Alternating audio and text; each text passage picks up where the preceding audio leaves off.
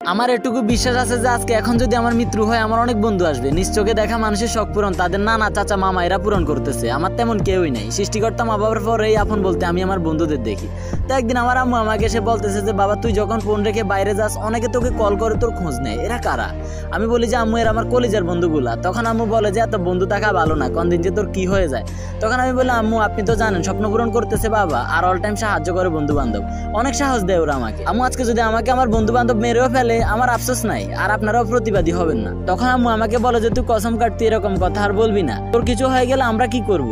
আমি বলি যে কিছু হবে না আমার, ওনার যে কসম কাটতেই হবে তো কসম কাটলাম। কিন্তু আমার গল্পে আমার বন্ধুগুলাই সেরা, অনেক বিপদ থেকে ওরাই টেনে তুলছে, আমিও জান প্রাণ ওদের জন্য, সব বিপদে হাজির থাকতে অলওয়েজ রেডি। সময়ের সাথে অনেক বন্ধু হারিয়ে গেছে, খুব মিস করি তাদের। এটুকু বলবো পরিস্থিতি যেমনই থাক বন্ধু বান্ধব ছাড়বেন না, তাদের মতো কেউই হয় না। ঝামেলা হলে নিজের ইগোটাকে সাইডে রেখে বুকে জড়িয়ে ধরবেন আর নিজের ভুল স্বীকার করবেন, দেখবেন সবকিছুই ঠিক। আজকের মতো এটুকুই, নিউ লাভ স্টোরি কামিং। ততক্ষণ পর্যন্ত সবাই ভালো থাকেন, সুস্থ থাকেন। আল্লাহ হাফেজ গাইস।